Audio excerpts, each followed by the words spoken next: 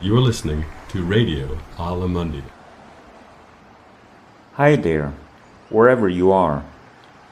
I'm Marco Rixecker, a freelance writer, reporter, producer, teacher, translator, tour guide, poet, singer and songwriter.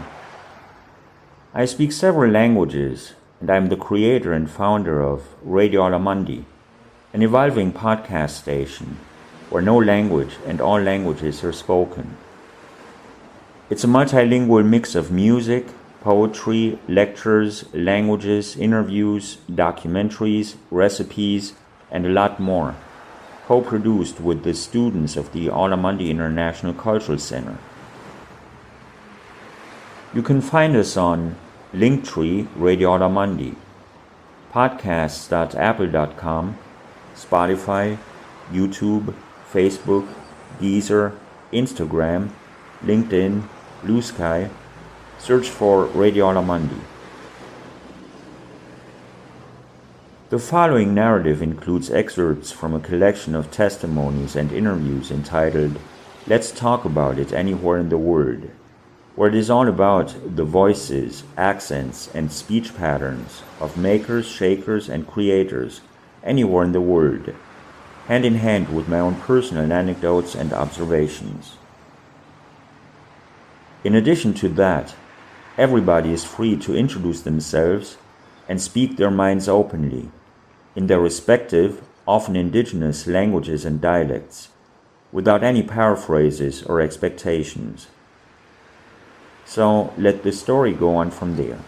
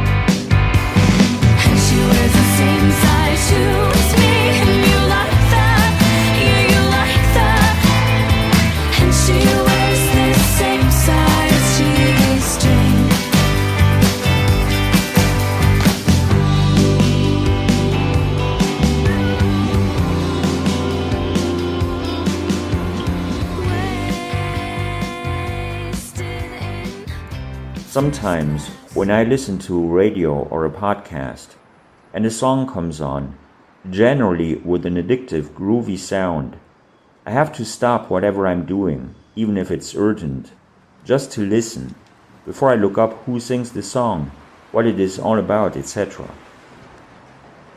That's how I get acquainted with a Chicago band by the name of Daisychain, whose sound fascinates me so much that I dig a little deeper and check out more of their music.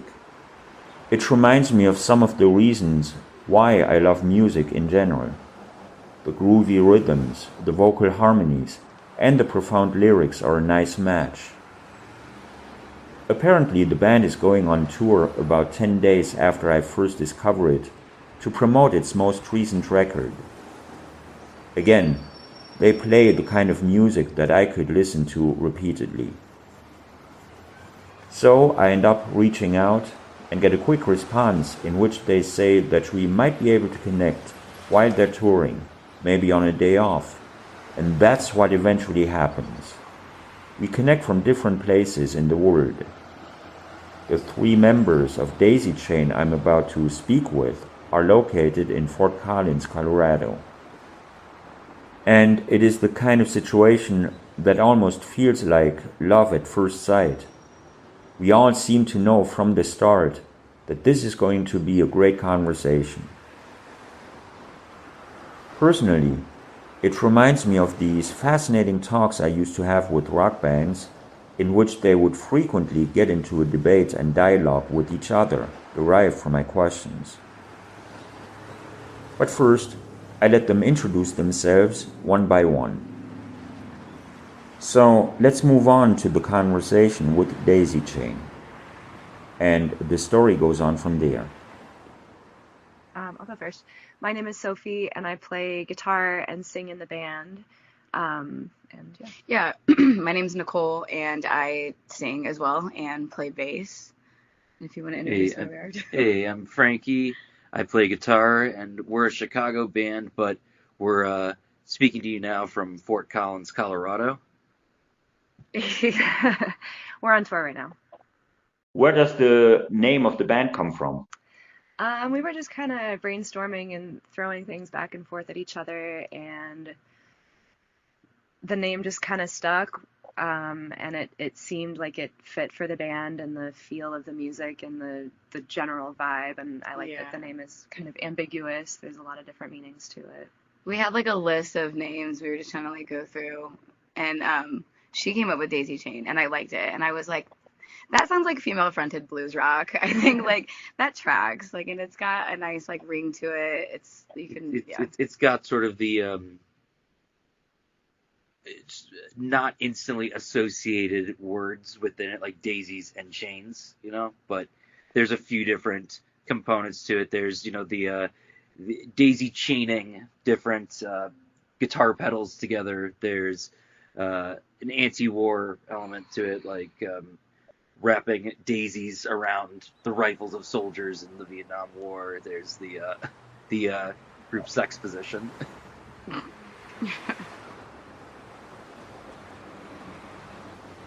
The beginning of our talk focuses on the band's name, Daisychain, both on the record and off the record, which is where I mentioned the fact that there are other bands by the same name, including a rock band from Portland, Oregon. But then we quickly move on to Chicago as a topic. Which part of you is Chicago? I think Chicago influences a lot of our music and just the way that we approach performing and the community in Chicago. It's very inclusive. People are really supportive, so it's really encouraging to want to get yourself out there, and the reception in Chicago is good. I also think like music. Sorry. No. I also think like musically, just having the blues influences is going to definitely make us very Chicago. Yeah. I don't know what they got going on in Portland, but I just definitely not that. Yeah, I just think that Portland's cool though. Portland's great. They've got like nature galore, which is great. But Chicago also, one of the names of Chicago or nicknames is the city of big shoulders. People are extremely hardworking, extremely driven. One thing that friends of mine who have traveled or toured extensively internationally say is in other countries, musicians, DJs, bands from Chicago, the reputation is if you've made it out of Chicago, you must be good because people, aren't easy to impress and people are hardworking. How much of an ambassador do you feel like while touring at the moment?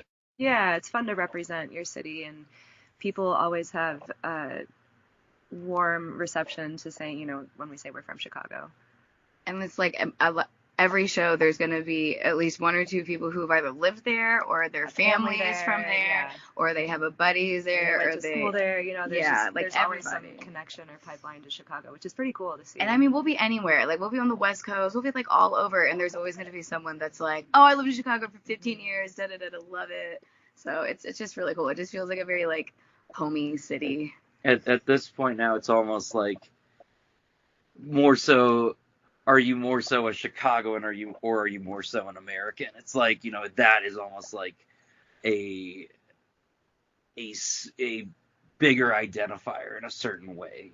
It's because it's so much its own place.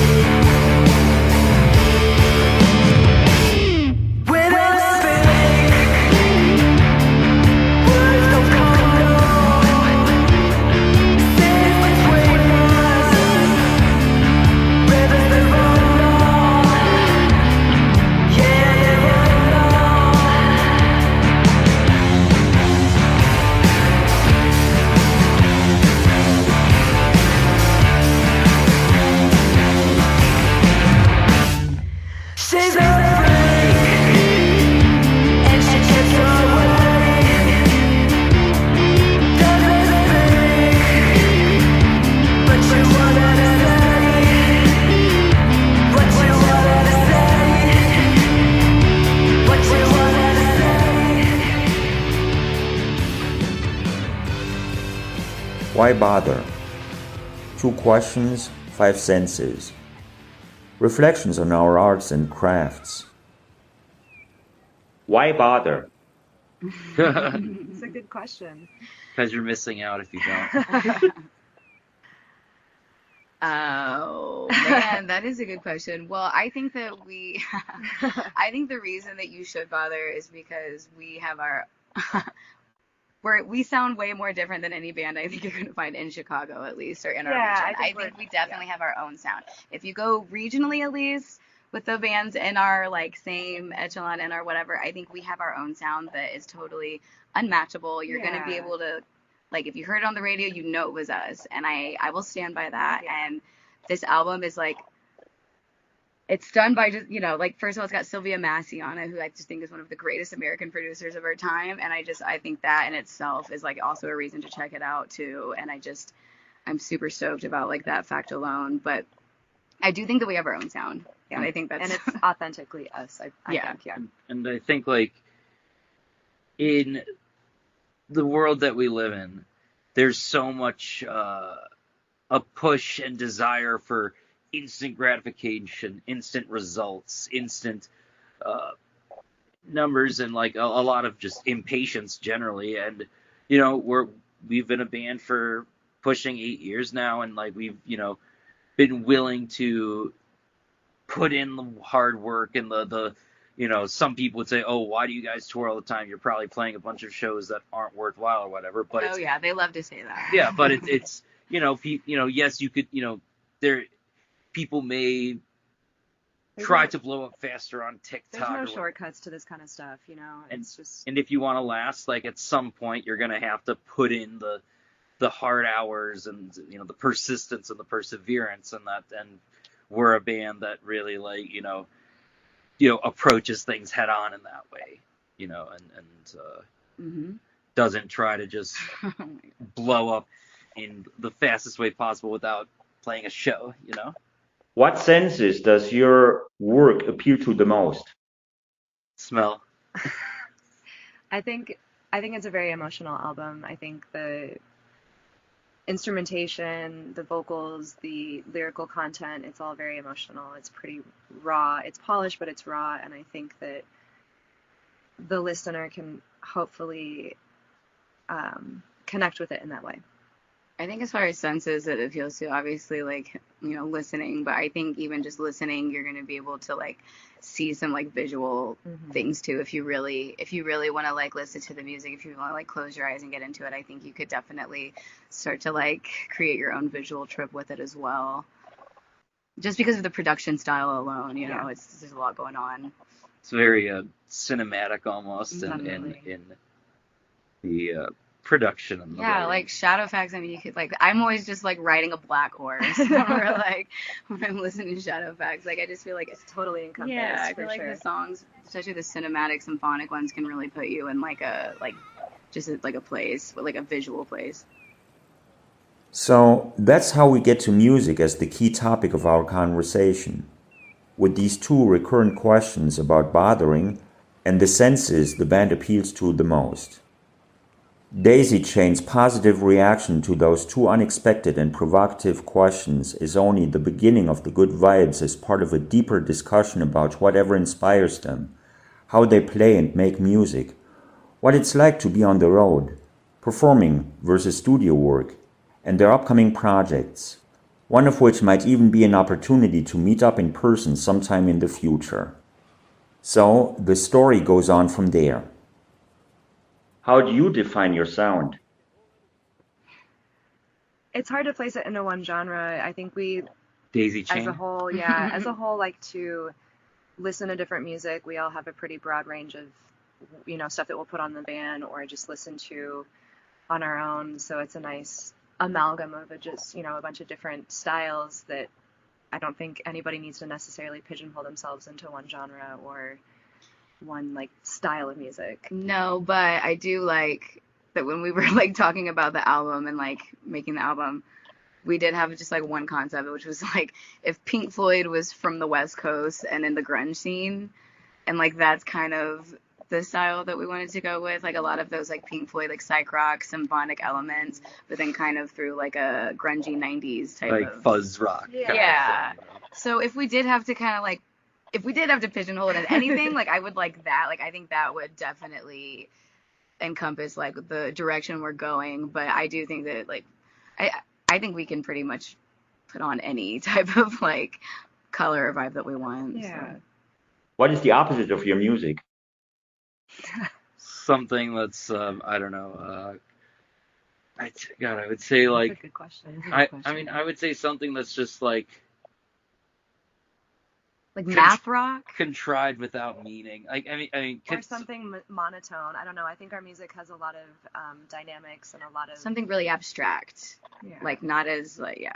tangible. Yeah. Because we have a very structured style. Like I think it kind of goes off a little bit, but we still have like a very kind of like structured way of like writing chord progressions and stuff. And I think that maybe stuff that kind of centers around like one chord or one tone and gets really like, you know, like kind of like the abstract type of like noise rocky stuff might be like the opposite. Or like just I don't know, extremely bland monotone pop music. I don't know. In it like it's what you're saying about like one chord, one dynamic, abstract, but also just so polished to a crisp that it's a, you know, like I don't know, not even a cake made of nothing but frosting, a cake made of nothing but aspartame. How does it feel to be on the road? I love being on the road. It's a great place to be, and overall people are very, very friendly, but it's very eye-opening of the state of our country. Yeah, I mean, it's definitely an interesting time to be like traveling around to different like regions of the country. Yeah. But one thing that I've learned is that everybody still wants to like rock and roll, and everybody just like, no matter who they are, wants to listen to good music and hang out. And for the most part, like the communities have really been like just really coming through for each other. There's a lot of like local bands that have been doing a lot of good work for their communities, and we've got to see that firsthand and play with them firsthand. So it's been like really inspiring to see how much work real working class people are doing for each other, to support each other, and to keep these like smaller venue bars alive and able to curate a counterculture, which is I think what, you know, every community in America kind of needs right now, is that space. Yeah, the people are wonderful. The politics are. It's got to be more than the internet, you know. We got to be able to go to like, it needs to be also in real life. Like I don't want to just go to the internet to find like you can't find that on Reddit, you know. Right. Like that's not the real community. It's, like I want to go meet real people in my town and be like, okay, we're good. I could like call you in real life if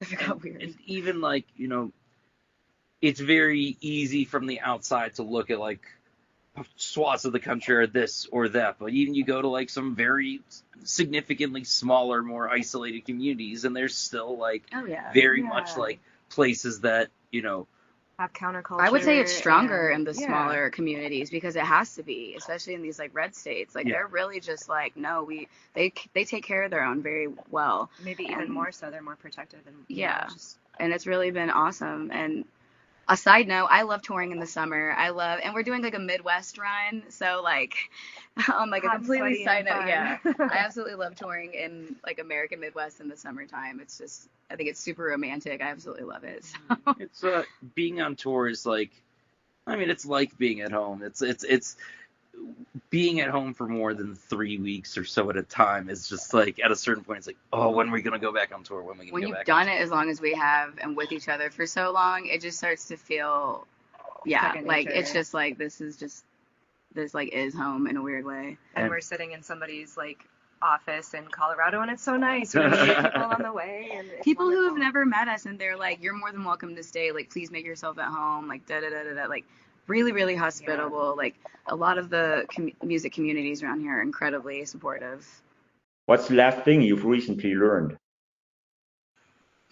Don't look at me first. I know,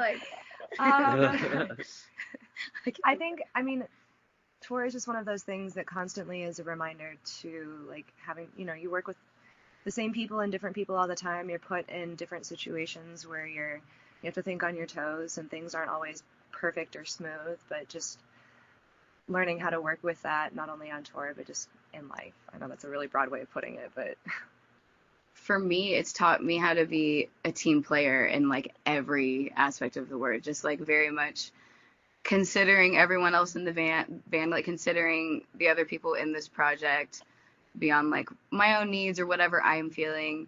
And I don't know if I've learned anything significant on this tour yet because it's been pretty short, but the last tour was a very long tour and I learned a lot, and I actually proved to myself a lot that I could, despite how I'm feeling like emotionally or my own like criticisms or whatever I'm dealing with, whatever, just like being able to just like still contain it and just consider like the energy of like everyone else, just like the overall energy, and wanting to be mindful of just like, this is like a small van tour. It's not like we have like a huge crew behind us where there's a lot of space, you know, like if there is any conflicts or anything, there's a lot of space for it. But like when it's a small van tour, it's just kind of, you have to really learn how to just like decide like if it's like if there is a conflict does arise in you, like is it worth really like going through with, or like can I just like deal with it? But I feel like I love touring. I feel like it's like taught me how to be a team player, which is also just kind of translated in other aspects of my life. I'm able to be a team player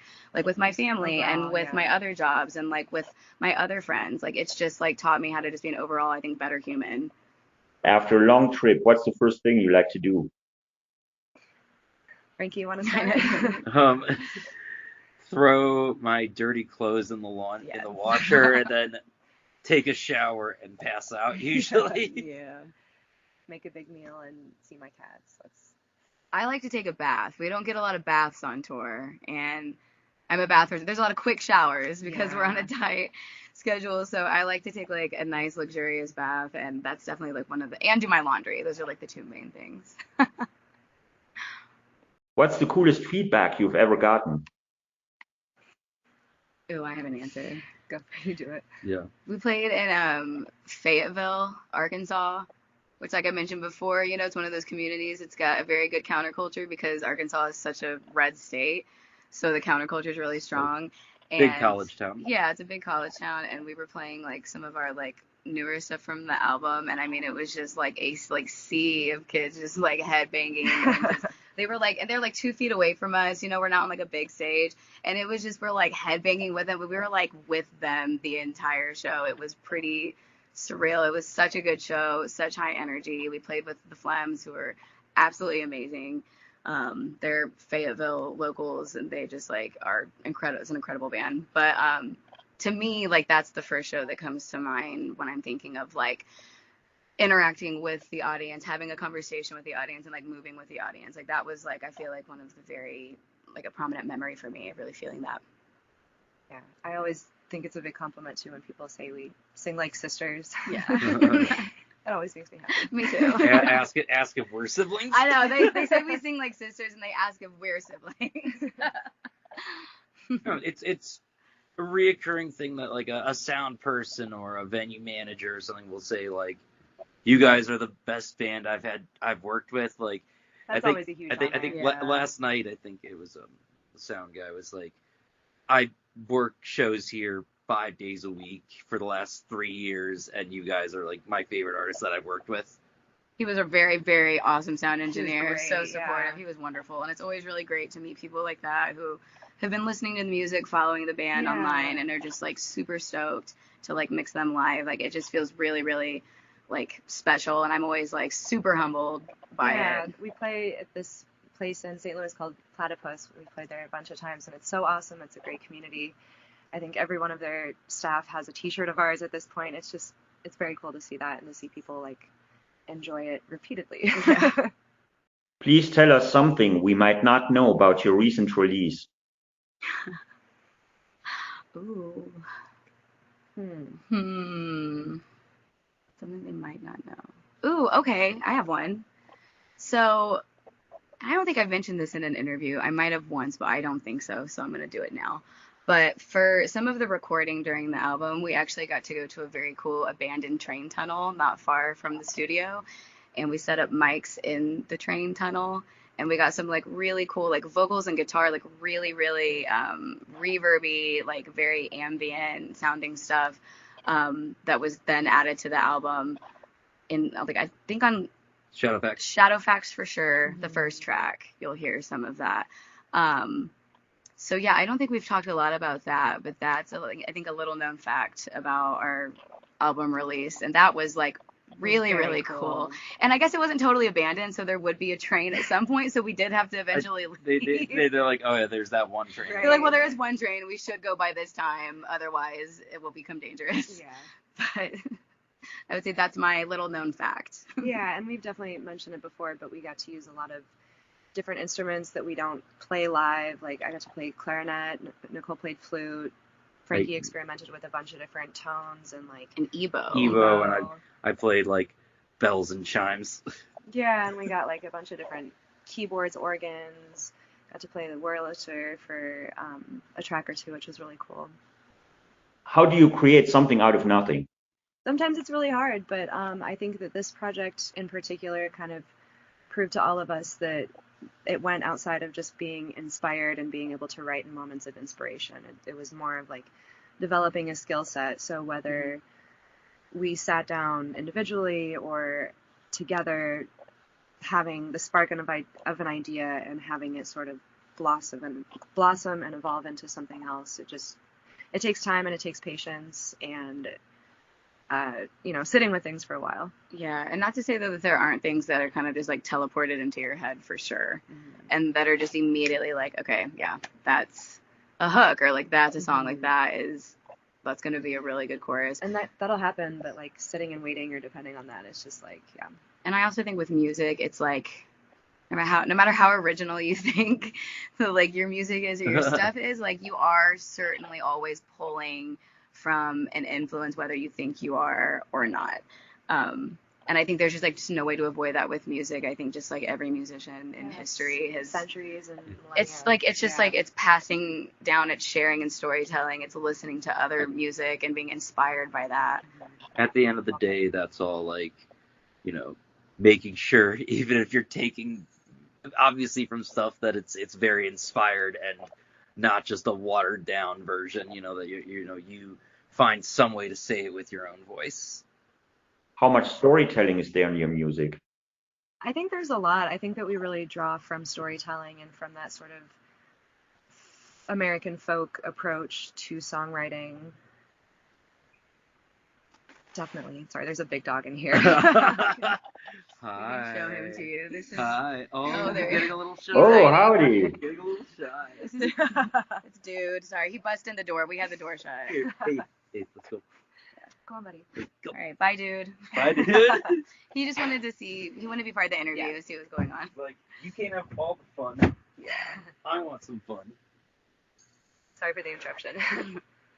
The sudden intrusion of the dog, how would you put that into a song?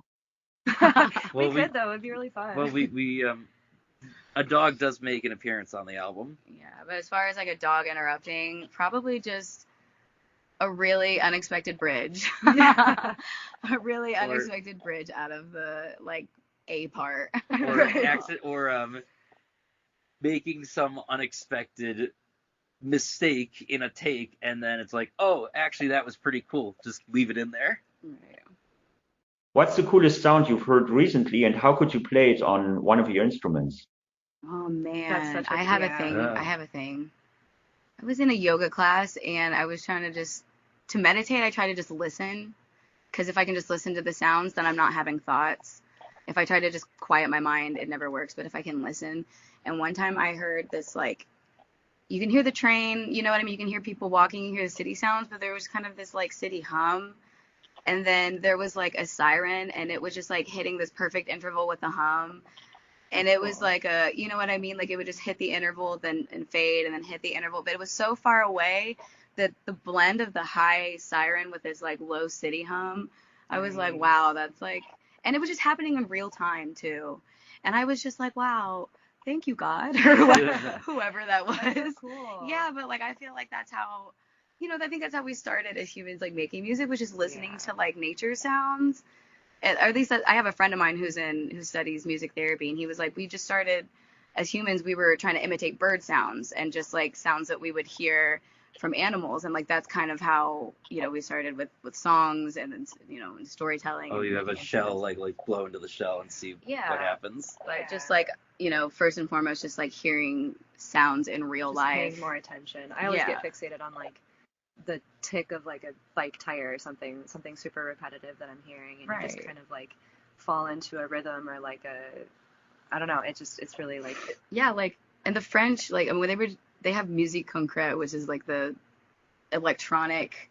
They're like an electronic style, but they take like concrete sounds from like real sounds, and then they digitally make them into something. And I just feel it reminds me of that too. Like whenever I hear something in real life that sounds like music to me or something, it gives me that like, okay, this is like the concrete sound.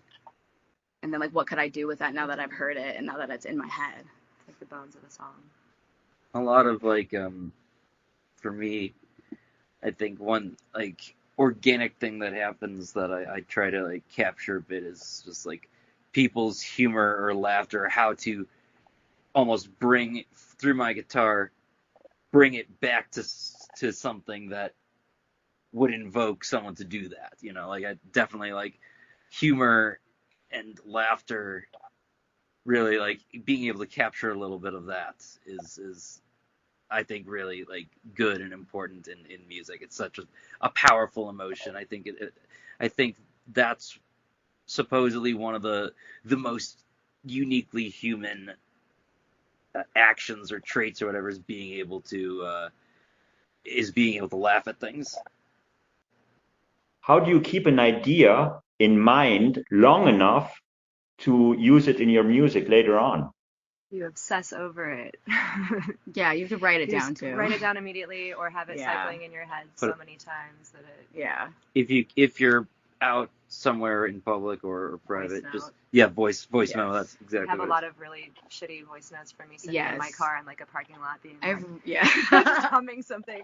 I have really horrible poetry on my phone, just like 3 lines of really bad lyrics. And then a grocery note. Grocery list. What is your first musical memory? Watching the Beatles movie Help, which is not just my first musical memory, but my first memory in general. Mine is listening to the Beach Boys' greatest hit tape in my backyard with my sister. I would say my aunt, who I got to grow up with in most of my childhood, she was a very big music head in the family. And she loved, they're called the Chicks now, but back then they were called the Dixie Chicks. So good. And she would play their albums in the car. This Kelly? Yes. Cool. She would play her albums in the car, and we would sing them. And she would always buy me CDs for Christmas when I was a kid. She'd ask me what CD I want. And I didn't even really know any music, but she would just get me CDs. So I think my aunt definitely had a lot to do with my first introduction to listening to music. And just also just like listening with someone too. Yeah, having that influence. Yeah. While you're playing music, what are you thinking? It depends on the moment. It's either like, don't trip over that, or like, oh my god, this is amazing. Yeah, I feel like it's a blend. Oh man, I can't wait to eat that pizza later.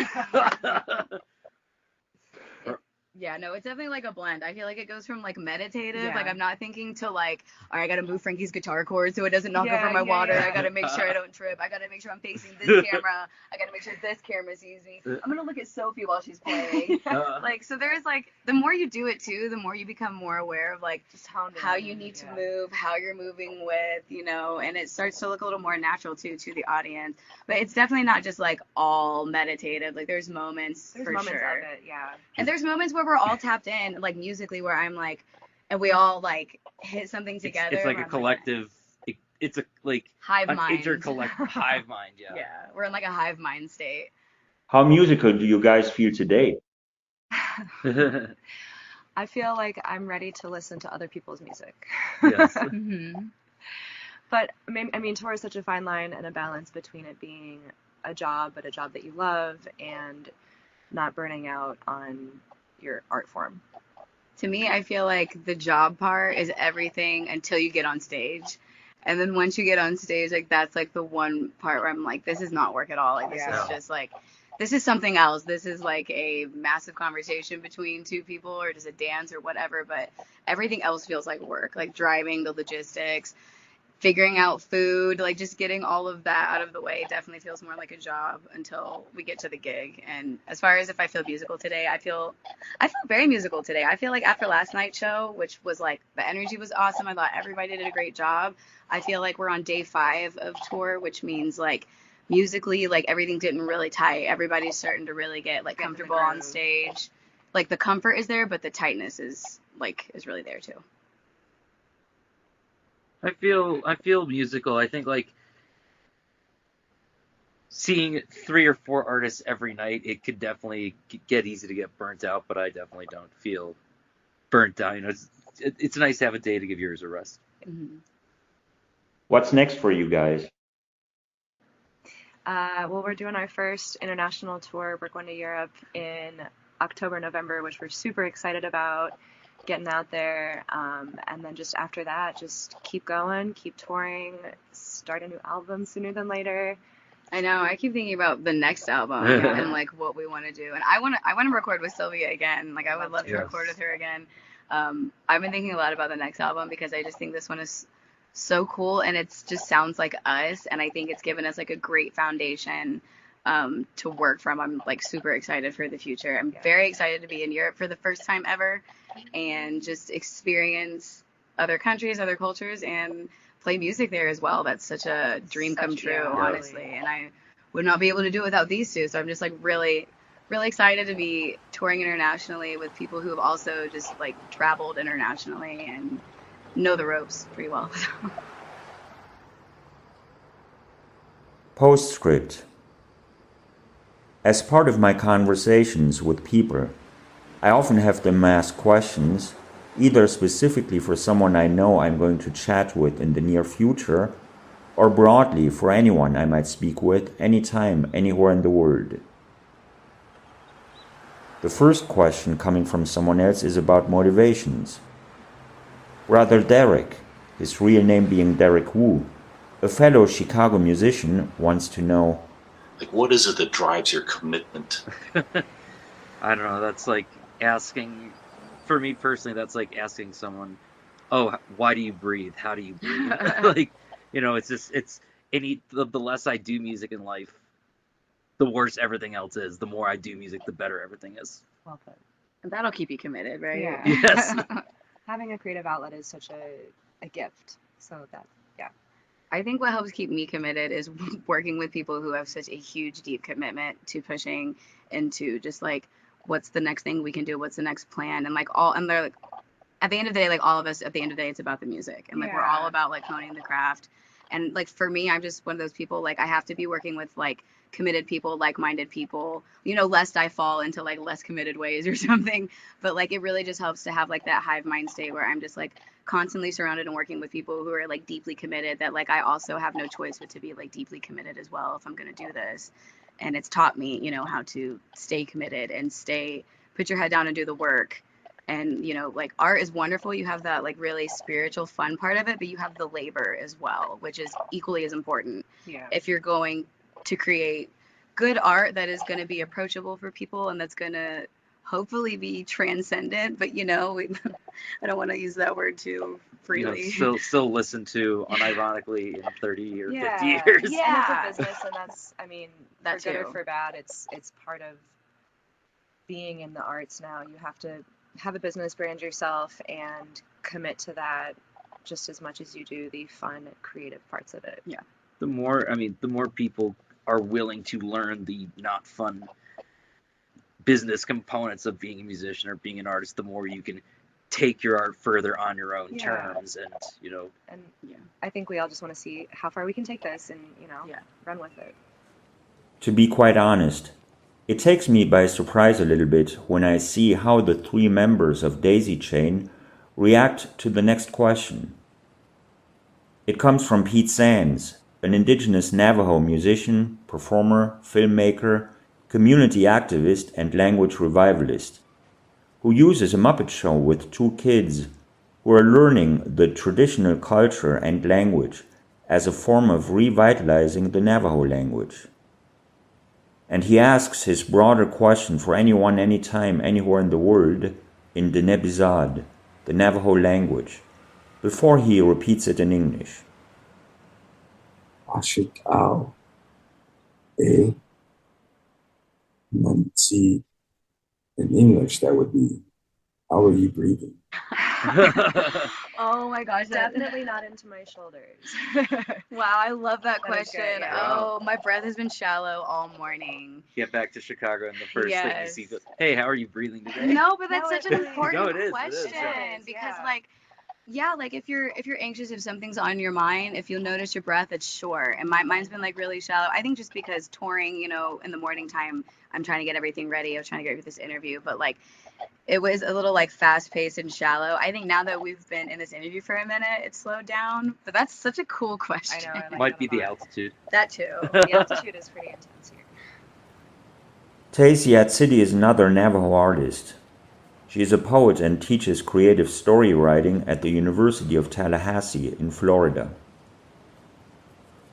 And in her question, she muses on the deeper meaning of things, especially when you are a creator.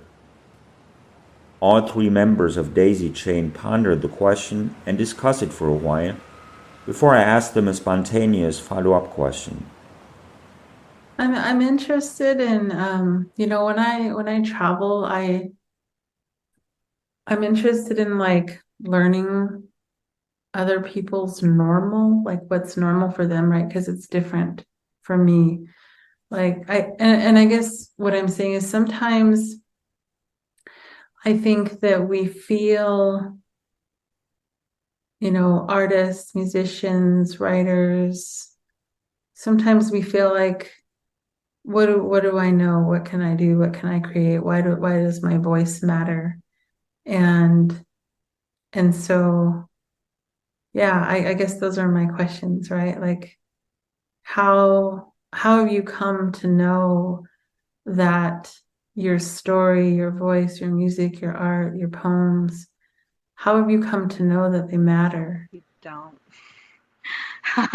Yeah. And that's okay. And that's If okay it too. matters to you, and I think for most people, and I don't want to generalize and speak for everybody, I think a lot of people do art as a way to express themselves and to process things. So if that's the only thing that you're getting out of it, that is such an important thing. Yeah.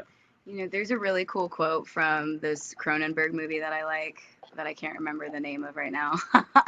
Naked Lunch, there it is.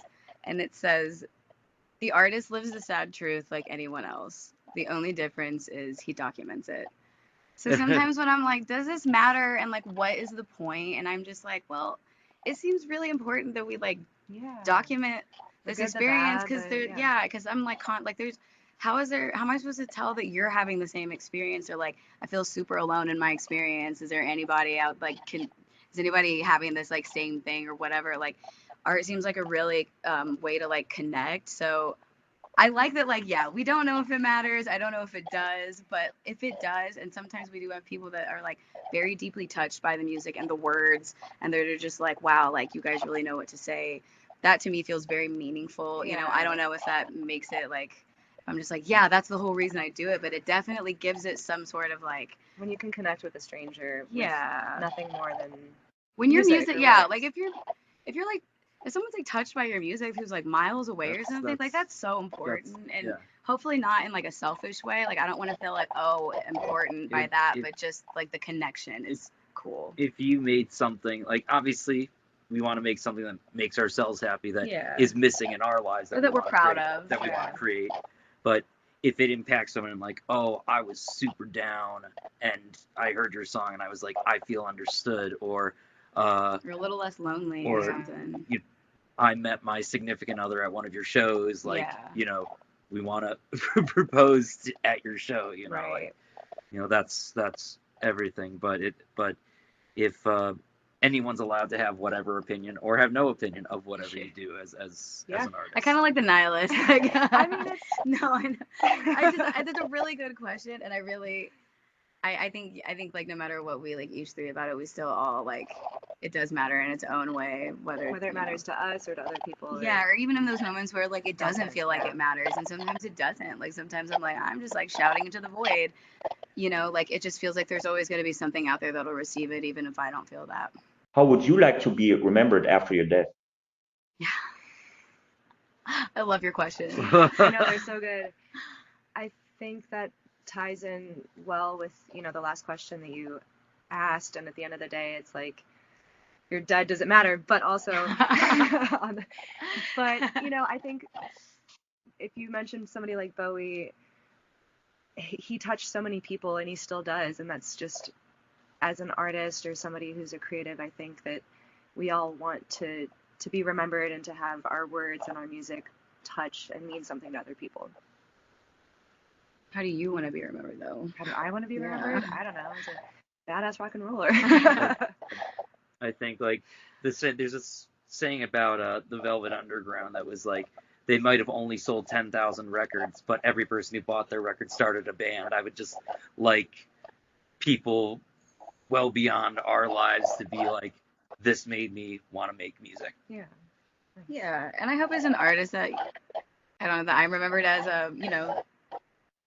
as someone who tried, like who like may have had their faults, but was still like human and still like absolutely like tried to like release the karma, or like that's what makes a good musician or just artist in general, is being human and showing that everybody has faults and you're just acknowledging the faults or working with them or working past them. It's human nature, and we're all just trying to experience and document that. Yeah, and that we all have like feelings, like very like deep feelings about like what we're experiencing, and that we're not really allowed to talk about them in a lot of spaces, and we're not really supposed to, and it might even be dangerous to in some certain situations, and that like this is definitely a space where we can like air that out.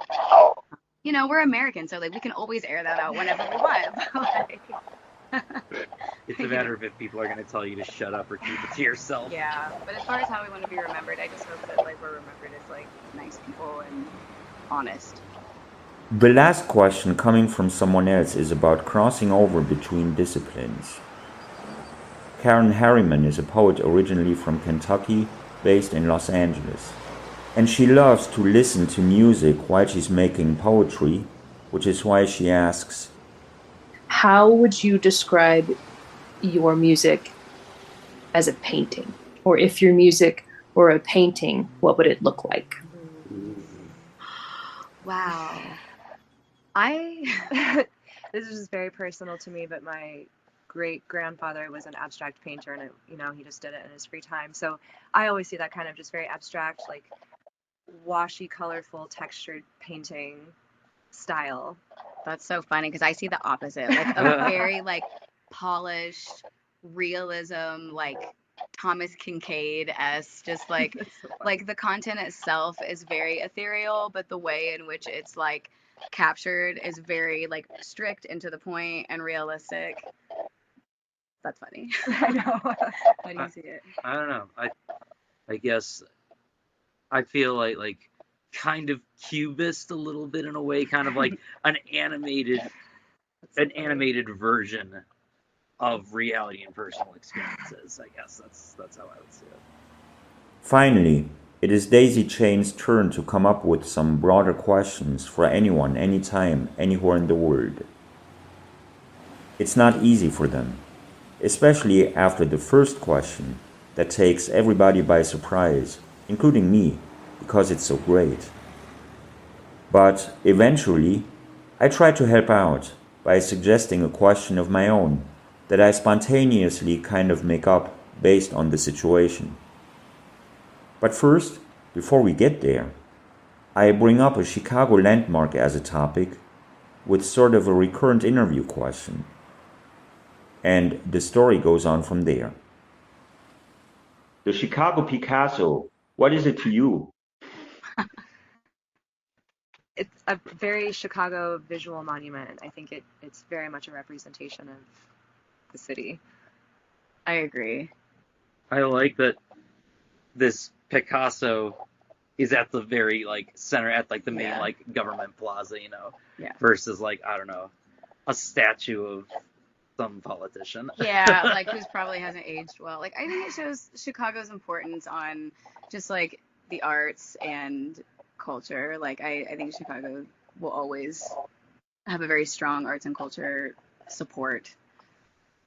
Anyone, anytime, anywhere in the world, what would that question, or what would those questions, what would they be?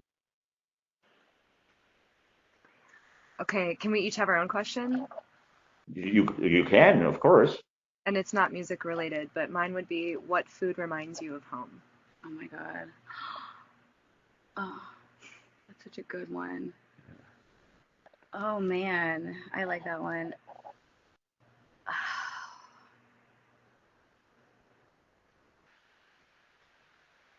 That is really hard. I know. Like any question anywhere. You were like right off the bat I was with just it. like, that's what's Surprising. I'm like, I'm drawing.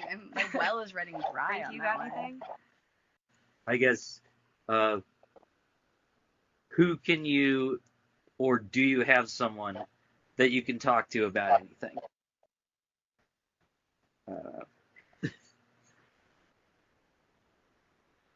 I think.